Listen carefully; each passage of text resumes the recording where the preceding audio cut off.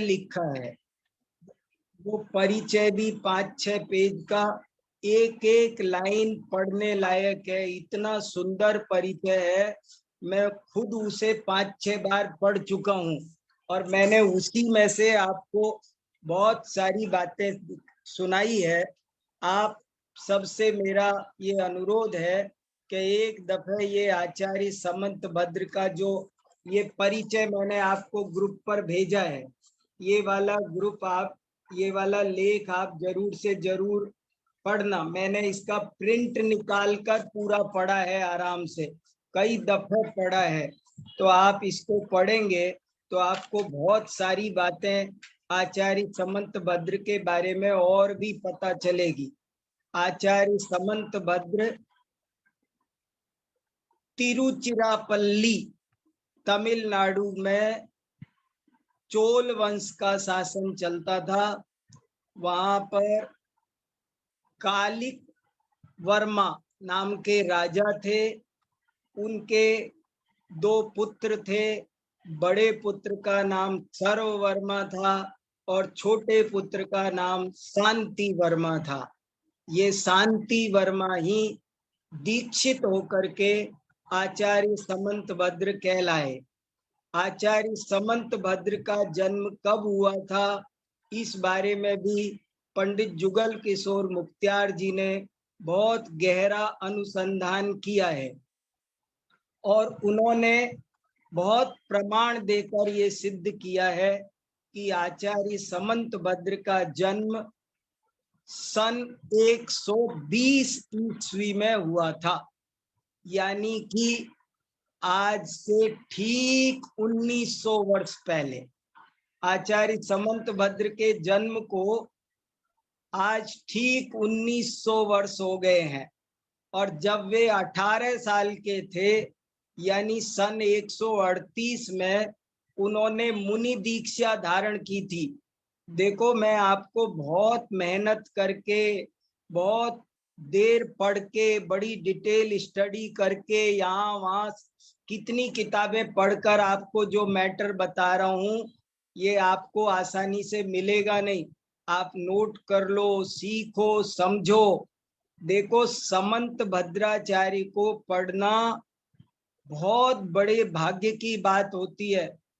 एक हमारा शास्त्र है सिद्धांत सार संग्रह, नरेंद्र सेन नामक आचार्य ने 1100 साल पहले लिखा है, संस्कृत में है।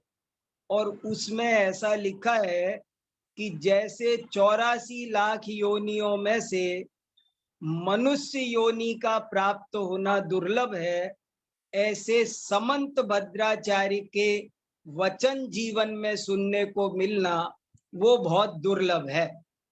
तो हमको आपको समंत माने जैसे 84 लाख योनियों में मनुष्य योनि मिलना दुर्लभ है, ऐसे समंत भद्राचार्य के वचन सुनने मिलना ये बहुत दुर्लभ है। कितनी बड़ी बड़ी बातें लिखी है। वचः समंत भद्रस्य वीरस्येव विजृंभते। आचार्य समंत भद्र के वचन वो ऐसे हैं मानो साक्षात महावीर भगवान के वचन हो। ज्ञानार्णव में लिखा है कि जहां समंत भद्र रूपी सूर्य की किरणें फैलती हैं, वहां बाकी सब लोग जुगनू के समान दिखाई देते हैं। ज्ञानार्णव शुभचंद्राचार्य बोले, जब समंत भद्र रूपी सूर्य की किरणें फैलती हैं तो सब लोग ऐसे दिखाई देते हैं मानो जुगनू हो। तो ऐसे समंत भद्राचार्य कौन थे? अरे, श्रवण बेलगोला में तो एक शिलालेख ऐसा पाया जाता है जिसमें लिखा है कि भावी तीर्थंकर आचार्य समंत भद्र की जय हो। भावी तीर्थंकर लिखा हुआ है। समंत भद्र की जो प्रतिभा है, समंत भद्र का जो कार्य है, उसको देख करके विद्वानों ने उन्हें भावी तीर्थंकर के रूप में कल्पित किया है, कली काल सर्वज्ञ के रूप में कल्पित किया है। तो ये कालिक वर्मा के पुत्र सर्ववर्मा के पुत्र उरगपुर स्थान के राजकुमार शांति वर्मा कैसे कैसे दीक्षित हुए, कैसे इन्होंने देश भर में घूम करके अनेकांत शासन की ध्वजा फहराई, कितना सारा इन्होंने काम किया, बाद में इनको कैसे भस्मक व्याधि हुई, कैसे उसका उपचार हुआ और कैसे इन्होंने पुनः दीक्षा ली, छेदोपस्थापना की और बाद में इन्होंने बहुत सारे ग्रंथों की रचना की, जिनमें से 5 ग्रंथ आज भी उपलब्ध हैं और वो आचार्य समंत भद्र ग्रंथावली में बहुत सुंदर ढंग से आज हमारे पास उपलब्ध है। ये समंत भद्र ग्रंथावली भी मैं आपको ग्रुप पर भेज चुका हूं, आपको इसे भी पढ़ना चाहिए। मैं तो ये कहना चाहता हूं कि जो व्यक्ति समंत भद्राचार्य में डूब जाएगा उसका कल्याण हो जाएगा, पक्का कल्याण होगा। ये बहुत पढ़ने लायक, परीक्षा प्रदानी, बहुत बड़े महान आचार्य है। इन्होंने अपने बारे में लिखा है एक पंक्ति, भवत्यभद्रोपि समंत भद्र। युक्त अनुशासन में एक बहुत अच्छी लाइन आती है, भवत्यभद्रोपि समंत भद्र। बोले मैं अभद्र था, परंतु जब मुझे स्यादवाद मिल गया तो मैं समंत भद्र बन गया। मुझे ये पंक्ति इतनी प्यारी लगती है, मैं इस पंक्ति पर रीझता हूं। समंत भद्राचार्य अपने बारे में लिख रहे हैं, मैं तो अभद्र था।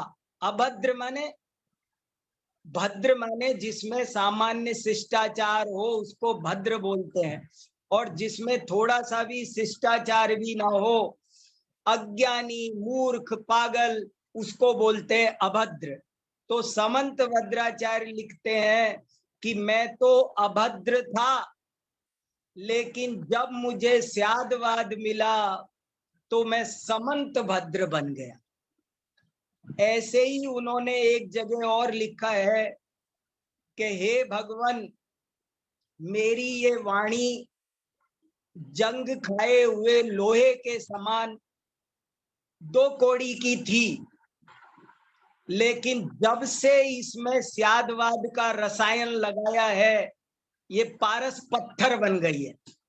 विमलनाथ भगवान की स्तुति में उन्होंने लिखा है कि हे भगवान, मेरी ये वाणी जंग खाए हुए लोहे के समान, लोहा भी नहीं, लोहे की तो कुछ वैल्यू हो, लेकिन जंग खाए हुए लोहे के समान 2 कौड़ी की थी, लेकिन जब से इस पर मैंने स्यादवाद का लेप लगाया है, रसायन लगाया है, तो ये पारस पत्थर बन गई है।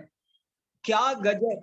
समंत भद्र को क्या नरेंद्र सेन आचार्य ने लिखा, 84 लाख योनियों में जन्म मिलना सरल है, पर मनुष्य योनि में जन्म मिलना दुर्लभ है। ऐसे ही आपको दुनिया के सारे साहित्यकार सुनने को मिल जाना सरल है, पर समंत भद्र की वाणी कान में पड़ना वो मनुष्य जन्म के समान दुर्लभ है। तो ऐसे समंत भद्राचार्य के बारे में हम पिछले 3 दिन से लगातार पढ़ रहे हैं। मेरा मन नहीं भर रहा है और बहुत बातें मेरे चित्त में भर रही है, गूंज रही है, घूम रही है। और उन्होंने क्या क्या रचनाएं लिखी, 5 के नाम जो उपलब्ध हैं वे सबको कंठस्थ होने चाहिए। और वे 5 रचनाएं कौन कौन सी है?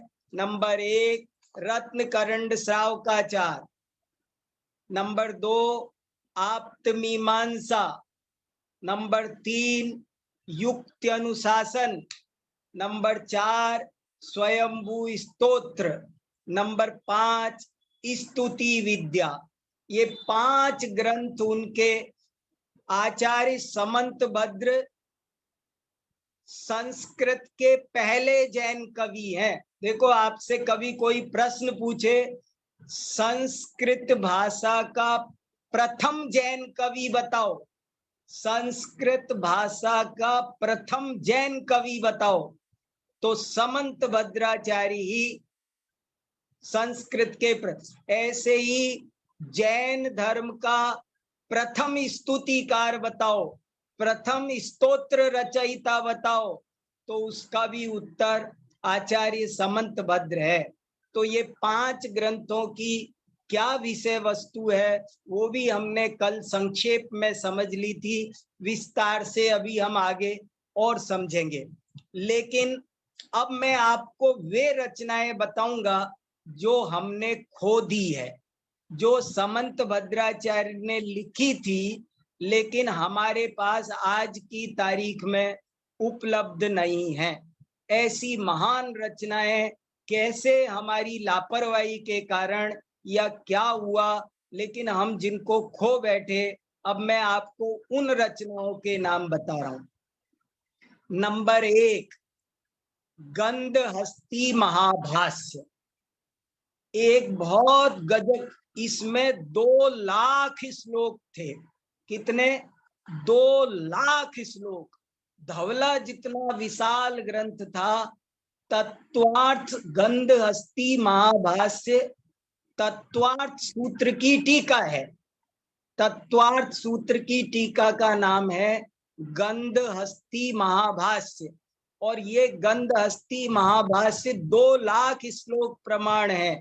और इसमें क्या लिखा था, इसके कोटेशन, इसके उद्धरण तो हमको और जैन ग्रंथों में मिलते हैं। माने ये गंधहस्ती महाभाष्य समंत भद्राचार्य के बाद भी बहुत सैकड़ों साल तक उपलब्ध था, लोग पढ़ते थे, लेकिन आज की डेट में वो उपलब्ध नहीं है।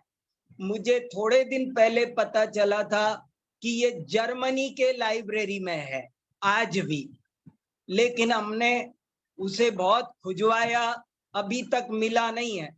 आप सब लोगों को भी मैं इसलिए बता रहा हूं कि गंधहस्ती महाभाष्य मुझे उम्मीद है कि कहीं मिल सकता है।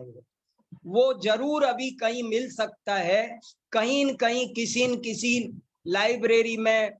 विदेशों में हमारा बहुत जैन साहित्य चला गया, तो कहीं हो सकता है गंधहस्ती महाभाष्य मिल जाए। तत्वार्थ सूत्र की विशाल काय 2 लाख श्लोक प्रमाण टीका है।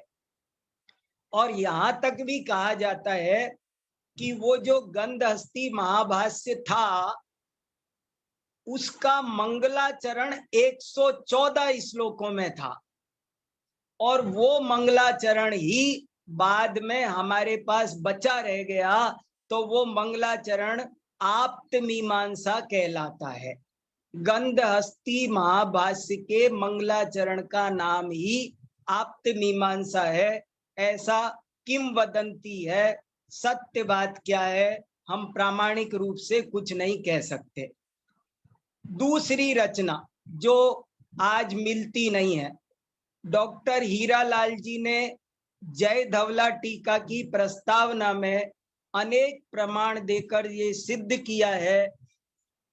एक पंक्ति में उनकी पढ़कर सुना रहा हूं।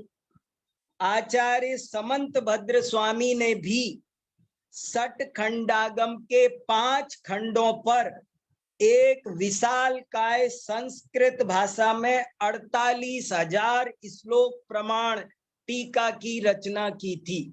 ये भी आज की तारीख में हमारे पास उपलब्ध नहीं है। माने हम ये भी खो चुके, हमने गंधहस्ती महाभाष्य खो दिया, और हमने ये भी खो दिया, हमने देखो तो सही, हमने 60 खंडागम की टीका ये भी हमने खो दी।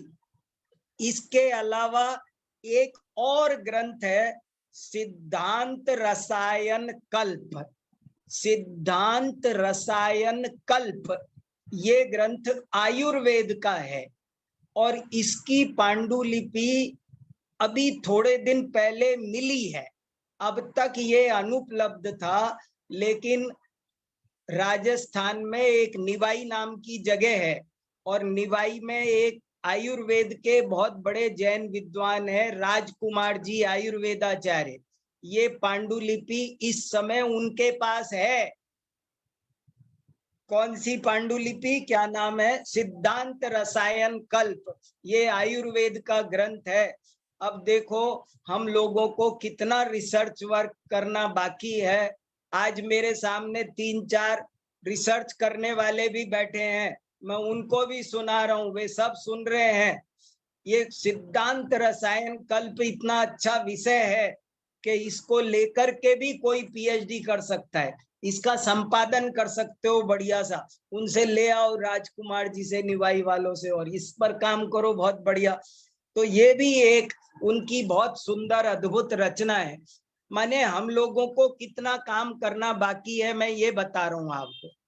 इसके अलावा आचार्य समंत भद्र ने एक और ग्रंथ लिखा था, उसका नाम है जीव सिद्धि।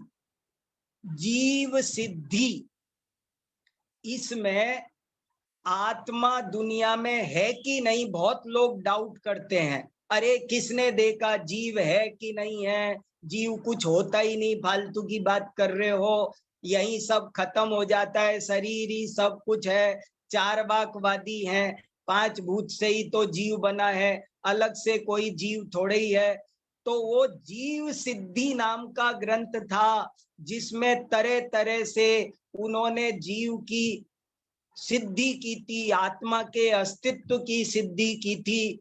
और कहते हैं कि बाद में इस ग्रंथ के आधार पर वादीब सिंह सूरी आचार्य आदि ने भी दूसरे इसी तरह के ग्रंथ लिखे। श्रीमद रायचंद्र ने आगे चलकर आत्म सिद्धि लिखा।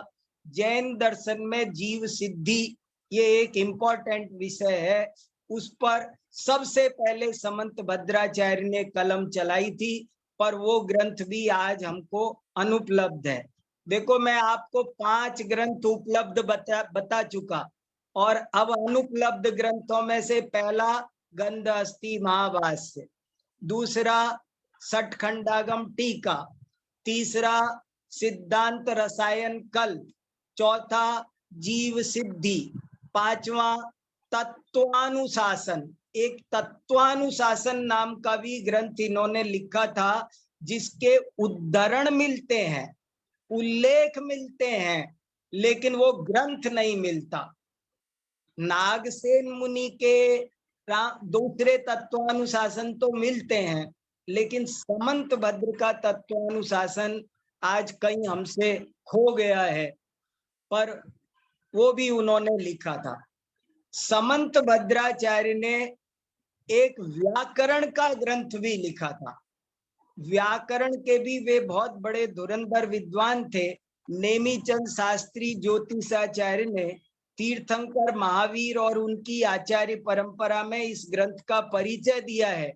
और जैनेन्द्र आचार्य पूज्यपाद ने कई जगह समंत भद्र का ये मत है इस व्याकरण में, यहाँ इस जगह इस संधि के मामले में, ऐसा पूज्यपाद आचार्य बहुत बड़े वैयाकरण थे, और उन्होंने एक संस्कृत व्याकरण की किताब लिखी है जिसका नाम है जैनेन्द्र व्याकरण।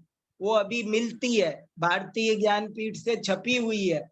उसमें जगह जगह ऐसा लिखा है कि समंत भद्र के मत से ऐसा होना चाहिए संधि। इससे पता चलता है कि समंत भद्राचार्य ने भी कोई एक व्याकरण का ग्रंथ लिखा था। देखो ये सब अनुमान करने की बात है कि वे कितने महान विद्वान होंगे। वो एक कोई ग्रंथ का उल्लेख और मिलता है, छठा ग्रंथ, उसका नाम है प्रमाण पदार्थ। प्रमाण पदार्थ वो भी आज नहीं मिलता है। ऐसा लगता है वो कोई न्याय दीपिका जैसा, परीक्षा मुख जैसा ग्रंथ होगा। उसमें प्रमाण का क्या स्वरूप है और प्रमाण के क्या भेद प्रभेद है, ये सब बताए गए होंगे। तो वो ग्रंथ भी आज हमको नहीं मिलता। मैंने कुल मिलाकर आपको 11 ग्रंथ बताए हैं समंत भद्र के। आचार्य समंत भद्र ने कितने ग्रंथ लिखे ये हमको नहीं पता, लेकिन 11 ग्रंथों का उल्लेख मिलता है। उनमें से 5 आज की तारीख में उपलब्ध हैं। 6 ग्रंथ अभी उपलब्ध नहीं होते हैं, लेकिन 11 ग्रंथ गारंटी से लिखे थे, क्योंकि उनके सबके उद्धरण मिलते हैं। ये ग्रंथों की उनकी रचना है। अब कल आप लोग कई प्रश्न पूछ रहे थे जो रह गए थे, मैं चाहता हूं आज रह ना जाए, मैं अपनी बात आगे बढ़ाऊं। इससे पहले आप लोगों के प्रश्न, अंकित भैया देखो कौन कौन क्या क्या प्रश्न कल पूछ रहे थे, आज आप लोग अपने प्रश्न पूछ सकते हो। हाँ डोली जी, कल आपका भी कुछ प्रश्न आपसे ही छूट गया था। अब आपको समंत भद्र के जीवन के बारे में देखो, सुनो एक बात और 1 मिनट की सुन लो।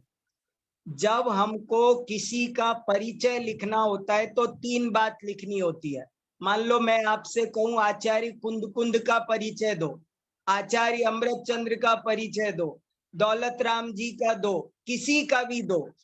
किसी का भी परिचय देना हो तो 3 बातें लिखनी होती है। नंबर 1, जीवन वृत्त। जीवन वृत्त, वृत्त माने गोला, जन्म से लेकर समाधि तक की घटना, इसका नाम जीवन वृत्त। दूसरा पॉइंट होता है व्यक्तित्व।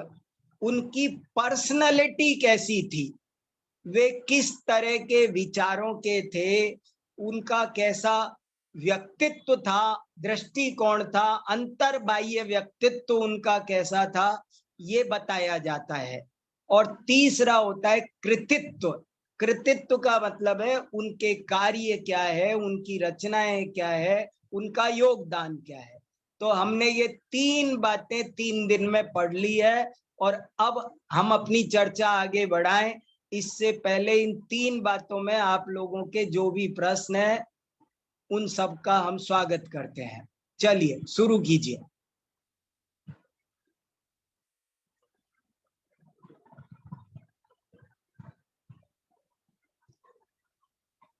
अंकित भैया डोली को अनम्यूट, कहाँ बोलो। नमस्ते सर।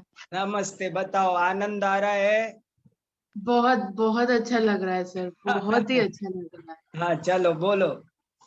अच्छा समंत सर, भद्र को कल पढ़ो सब लोग, डूब जाओ इसमें, जीवन सफल हो जाएगा।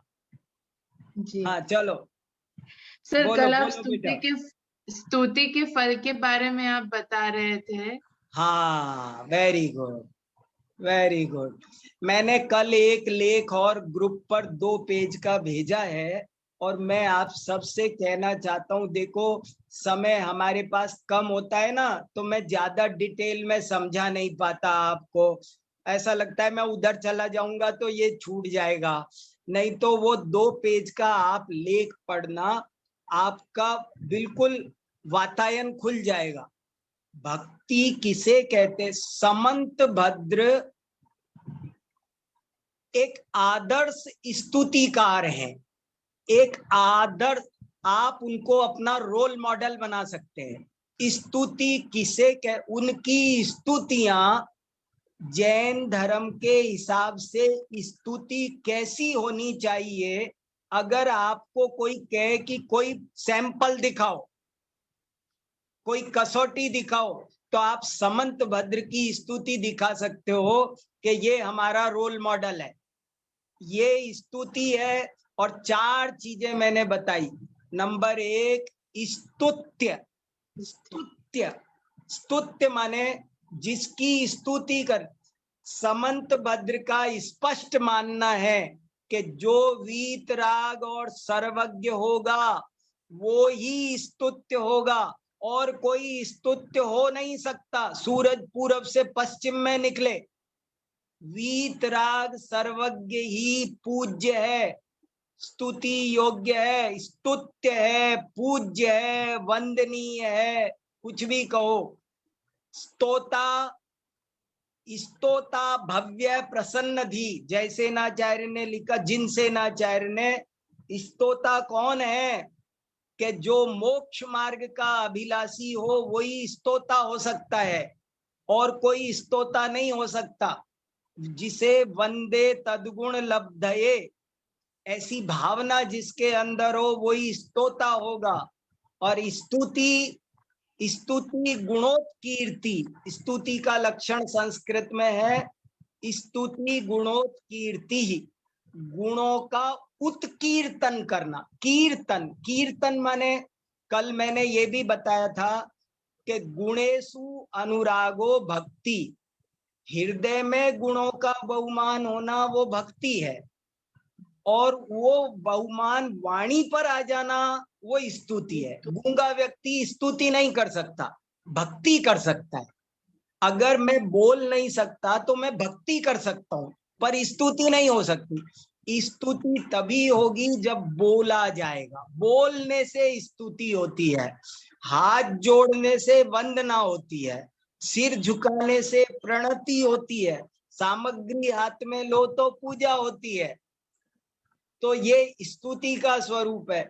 और स्तुति का फल, चौथी चीज, 4 चीज हो गई, स्तुत्य, स्तोता, स्तुति और स्तुति फल। ये 4 चीजें जानो तब ही स्तुति कर सकते हो। और स्तुति का फल क्या है जैन दर्शन के हिसाब से?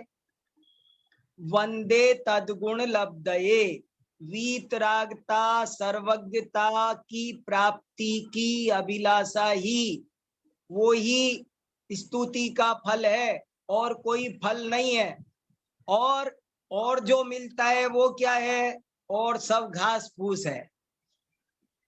किसान, कोई किसान क्यों खेती करता है? 10 बीघा जमीन क्यों खरीदता है? हल क्यों चलाता है? पानी क्यों देता है? सब काम 10 नौकर क्यों लगाता है? एक ही उद्देश्य है, अन्न की प्राप्ति। अन्न की प्राप्ति और घास की प्राप्ति वो होती है, पर उसका उद्देश्य नहीं है। ऐसे ही जिनेंद्र भक्ति के, स्तुति के फल 2 तरह के होते हैं। एक वो जो हमारा पर्पज होता है, जो हमारा प्रयोजन है, जो हमारा उद्देश्य है, और एक वो जो बाई प्रोडक्ट है। हम तेल निकालने जाते हैं तो खल भी अपने आप मिलता है। हमको चाहिए तेल, खल नहीं चाहिए, लेकिन जिसको तेल चाहिए उसको खल भी मिलता है। वेरी गुड, बहुत अच्छा पूछा। चलो आगे बढ़ो। हाँ बोलो बेटा।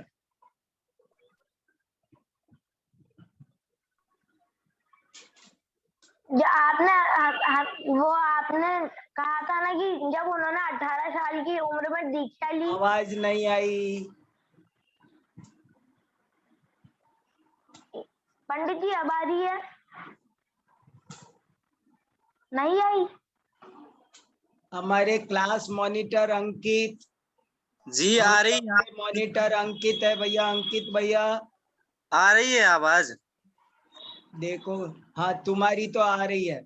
देखो हैंड रेज हो रहे हैं, उनको संभालो। 4 हैंड रेज हो रहे हैं, उनके प्रश्न ले ना। 4 लोग हैं, फिर कल की तरह फिर रह जाए। प्रश्न तो हो कम से कम। अब दूसरों को पूछने दो, आपको अभी बाद में देख लेंगे, ठीक है?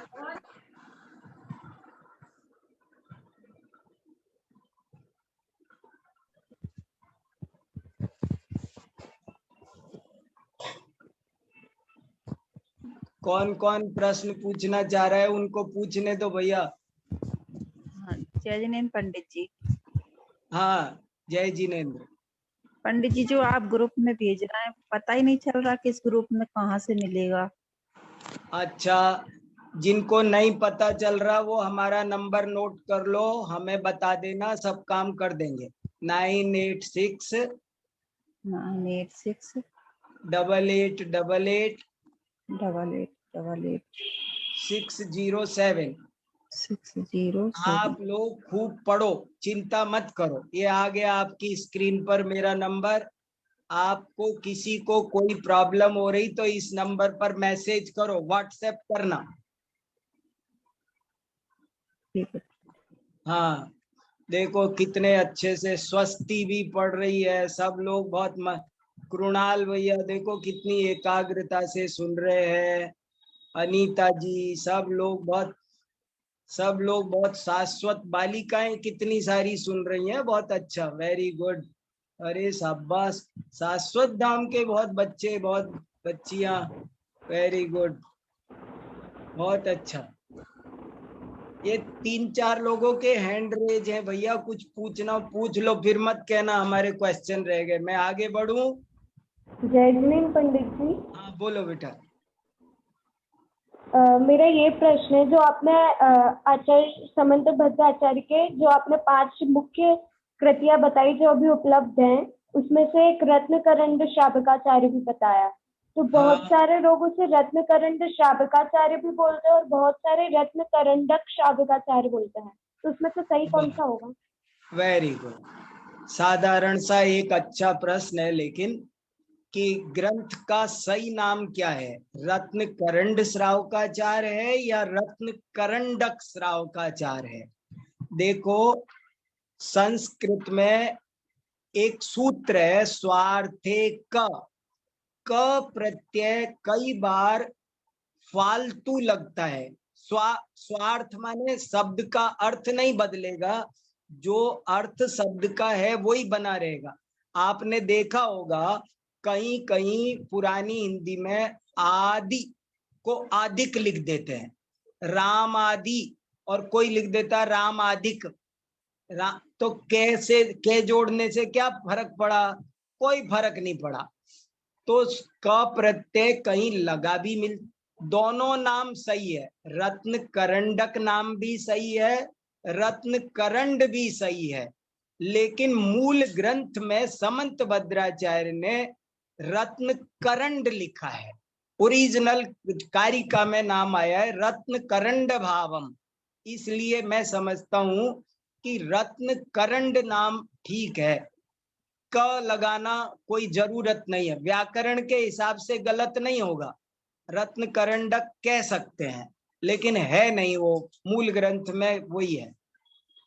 हाँ, राजेश जी भी कुछ पूछ रहे, वस्त्रापुर से जुड़े हैं, देखो कहाँ कहाँ से लोग सब पढ़ जी, रहे हैं। जय बताओ जिनेंद्र। राजेश जी। हाँ वेलकम। जय जिनेंद्र। हाँ, मेरा प्रश्न है कि आपने बताया था कि समंत भद्र आचार्य 1800 साल हो गए उनसे, उनके 1900। हाँ 1900। आज आपको डेट खोज करके, मैं बहुत मेहनत करके डेट खोज के लाया हूँ।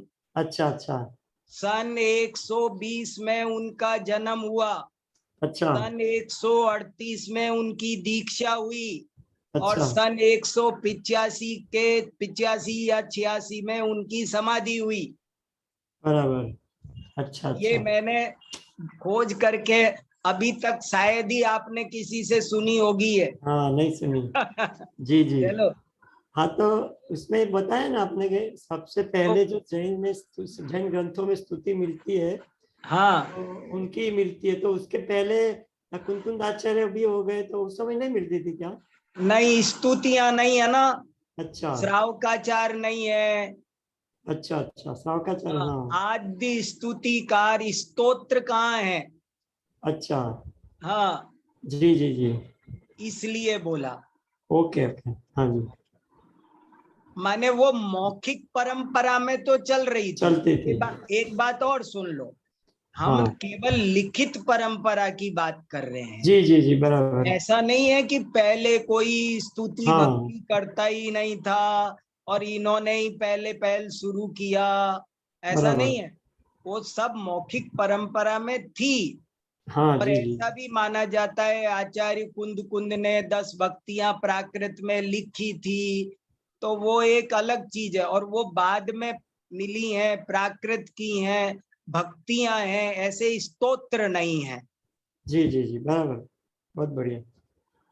ऐसे ही श्रावकाचार की भी बात है, जी जी थोड़ी बहुत चर्चा ग्रंथों में आ गई, वो अलग बात है, लेकिन जी जी। स्वतंत्र श्रावकाचार, जैसे रयण सार एक ग्रंथ मिलता है, कहते हैं कुंदाचार्य ने लिखा, या मूलाचार में है, लेकिन श्राव मूलाचार मुनि के आचार का है। श्राव का आचार व्यवस्थित रूप से पहला श्राव का आचार किसी ने लिखा, तो वो समंत भद्राचार्य ने लिखा, इसलिए हमने ऐसा कहा है। जी जी जी, बराबर। ठीक है। ऐसे ही जैन कवि पहला है, ये मैं नहीं कह रहा हूं, याद रखना, भ्रम मत पाल लेना, मेरा नाम और लगा दो। पहला जैन कवि हुए ऐसा नहीं, पहला संस्कृत जैन कवि, संस्कृत जैन कवि। कुंदकुंदाचार्य भी कवि थे, उन्होंने भी तो कविता लिखी है। तो पहले जैन कवि थे समंतभद्र, ये नहीं कह रहा हूं मैं, संस्कृत जैन कवि पहले थे, ये कह रहा हूं। हाँ, अभी भी 3 लोग और कुछ भैया पूछ लो।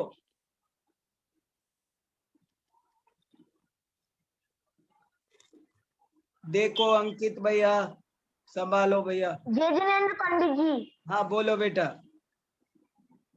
मेरे 2 प्रश्न थे। एक तो समंत भद्राचार्य को दीक्षा गुरु कौन थे, और जो आपने आयुर्वेद का ग्रंथ बताया उसको लिखने का क्या प्रयोजन हो सकता है? वाह, एक प्रश्न तो पूछा दीक्षा गुरु का क्या नाम है, ये पूछा क्या? हाँ हाँ, तो वो तो मुझे भी अभी तक पता नहीं चला।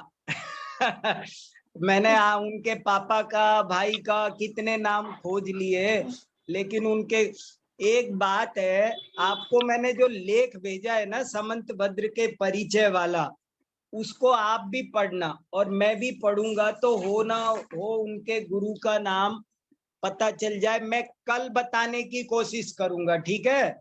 आप भी देखना, कल मैं भी देखूंगा और मैं कल बताने की कोशिश करूंगा। एक बात। दूसरा प्रश्न आपका ये है कि उन्होंने जो आयुर्वेद का ग्रंथ लिखा है उसका क्या पर्पज है? बहुत अच्छा प्रश्न है। देखो, हमारे बहुत आचार्यों ने आयुर्वेद के ग्रंथ भी लिखे हैं, और द्वादशांग का ही ये एक भेद है। हमारी जिनवाणी का एक नाम है द्वादशांग, और द्वादशांग में केवल अध्यात्म ही नहीं है, उसमें गणित भी है, उसमें साहित्य भी है, आयुर्वेद भी है। एक जैन, ये क्या नाम, पूज्यपाद आचार्य ने भी आयुर्वेद के ग्रंथ लिखे हैं। जैन धर्म में करीब 500 ग्रंथ आयुर्वेद पर मिलते हैं आज की डेट में। वाग्भट आचार्य भी एक बहुत बड़े आचार्य थे, उन्होंने आयुर्वेद लिखे, वो जैन आचार्य थे, और इसलिए लिखे हैं कि स्वस्थ रहोगे तभी अच्छे से धर्म ध्यान करोगे, स्वस्थ रहोगे तभी अच्छे से धर्म ध्यान कर सकोगे। स्वास्थ्य के लिए उन्होंने ऐसा लिखा, पूज्यपाद आचार्य ने, कि 3 शुद्धि जीवन में जरूरी है, मन शुद्धि, वचन शुद्धि और काय शुद्धि। मन शुद्धि के लिए अध्यात्म ग्रंथ पढ़ो, वचन शुद्धि के लिए व्याकरण के ग्रंथ पढ़ो, और काय शुद्धि के लिए आयुर्वेद के ग्रंथ पढ़ो। ऐसा लिखा है। अपाकुर, जिन सेनाचार्य ने लिखा है, अपाकुर्वन्ति यद्वाचः काय वाक् चित्त संभवम कलंक मंगिनाम सोयम देवनंदी नमस्यते। मैं उन आचार्य देवनंदी को नमस्कार करता हूं जिन्होंने हमारा सर्वांगीण विकास किया, हमको मन शुद्धि की विद्या भी सिखाई, वचन शुद्धि की भी सिखाई और काय शुद्धि की भी सिखाई। एक ग्रंथ है हमारे यहाँ कल्याण कारक, उग्रादित्य आचार्य का है, बहुत बढ़िया। मेरे पास आयुर्वेद की कई किताबें, एक किताब ये दिखाना जरा आयुर्वेद की, देखो आपको किताब नीचे नीचे उधर कोने में देखो, एक किताब वो देखो, उधर देखो, थीसिस के नीचे रखी हुई है, ऊपर ऊपर ऊपर काली टेबल के ऊपर, थीसिस के नीचे, काली टेबल के ऊपर, थीसिस के नीचे, इसके नीचे पीली किताब है ये देखो, वो किताब दिखाओ। देखो ये एक किताब है बहुत अच्छी, जैन धर्म और आयुर्वेद, और इस किताब में हमारे जैन शास्त्रों में क्या आयुर्वेद है। कभी आपने प्रश्न तो पूछ लिया, लेकिन मुझे उत्तर देना हो ना, पूरा तसल्ली हो जाए, तो मुझे 1 घंटा लगेगा। इसमें एक जगह लिखा है कि अगर कोई दीक्षा लेने आए तो आचार्य उससे पूछते हैं कि तुमने आरोग्य शास्त्र पढ़ा है कि नहीं। समझ में आया?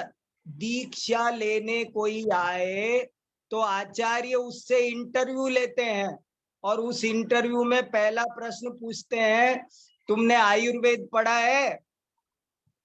और नहीं पढ़ा तो पढ़ कर आओ, तब दीक्षा मिलेगी। बिना आयुर्वेद पढ़े दीक्षा नहीं देते थे। क्यों नहीं देते थे? कि अब तक तो तुम गृहस्थ हो और तुम यदि अनुचित आहार विहार कर लोगे तो दवाइयां खा लोगे, ठीक हो जाओगे। अब तो तुम मुनि बनने वाले हो, अब तुम्हें 24 घंटे में एक बार 46 दोष टाल कर आहार लेना है, तब कैसे करोगे? इसलिए पहले आरोग्य शास्त्र पढ़ो। तो जैन धर्म में आयुर्वेद का भी बहुत ऊंचा स्थान है। सब कहना आसान है, लेकिन शरीर खराब हो जाए तो परिणामों को संभालना बड़ा कठिन होता है। इसलिए आयुर्वेद का ग्रंथ भी उन्होंने लिखा। थोड़ी बहुत तसल्ली हुई होगी और बाकी ज्यादा तसल्ली के लिए थोड़ा घंटे भर बात करनी पड़ेगी। और बोलो, किसी को कुछ पूछना है? समय हो रहा है। अभी भी देखो 4 हैंड रेज हो रहे हैं, मैं क्या करूं? बोलो। अच्छा है, तसल्ली हो जाएगी, आगे एडमिन पंडित जी साहब। हाँ बोलिए बोलिए। पंडित साहब, मेरे को एक जानकारी देनी थी। Geographical dictionary of ancient India, geographical dictionary of ancient India में ये उरगपुर नाम का जो अपना स्थान है, इसको नेगापट्टम के नाम से बताया है। अभी वर्तमान में मिलता है। वर्तमान में नेगापट्टम नाम का नगर कावेरी नदी के तट पर है। वेरी गुड, बहुत अच्छा, बहुत बढ़िया, नई जानकारी दी आपने। अच्छा है जी। तिरुचिरापल्ली के आसपास है ना ये? जी बिल्कुल। मैंने आज गूगल पर भी सर्च किया। हाँ, चोल वंश का उस समय वहां शासन चलता था और राजावली कथे, राज परंपरा का जो इतिहास है उसमें कालिक वर्मा नाम के राजा का उल्लेख मिलता है। कालिक वर्मा राजा के 2 बेटे थे, एक का नाम सर्ववर्मा, दूसरे का नाम शांति वर्मा। तो वो उरगपुर का नाम क्या बताया आपने वर्तमान में? मेगापट्टम। मेगापट्टम। अच्छा, अभी उरगपुर नाम की कोई जगह नहीं है वहाँ? नहीं, नेगापट्टम नाम है और ये पुराना नाम था भाई साहब इसी शहर का। ऐसा वो डिक्शनरी में वेरी गुड। एक चर्चा करनी थी भाई साहब। सर्ववर्मा का जो सर्ववर्मा नाम के जो बड़े भाई थे इनके, जो हमारा ये अपनी किताब है ना कातंत्र व्याकरण, हाँ, उसके रचयिता का नाम भी सर्ववर्मा बताते हैं और उसका काल भी यही बताते हैं। अरे कमाल की बात बताई तुमने ये। तो मुझे ऐसा लग रहा है कि शायद वही हो। और दूसरा, आप सर्ववर्मा की टोन पढ़ेंगे तो वो भी ऐसे ही टोन वाला व्यक्ति है कि वो कहता है, मैं दूसरे किसी कवि ने कहा कि मैं राजा को 6 साल में संस्कृत सिखा सकता हूँ, संस्कृत और प्राकृत सिखा सकता हूँ। हाँ बिल्कुल, वो कहानी मुझे पता है पूरी कातंत्र की। तो इन्होंने कहा मैं 6 महीने में बता सकता। हाँ कमाल है, देखो संयम भैया। ऐसा लग रहा है कि शायद उनका कोई संबंध हो, ऐसा भी हो सकता है। बहुत बढ़िया, बहुत बढ़िया, वेरी गुड, बहुत बढ़िया। और किसी को कुछ जरूरी? हमारा समय हो गया, बाकी चर्चा हम कल करेंगे, ठीक है? बाकी चर्चा अब हम कल करेंगे, समय हो गया, आपकी अगली क्लास भी है, तो ठीक है, अब कल मिलेंगे। जय जिनेन्द्र। जय जिनेन्द्र।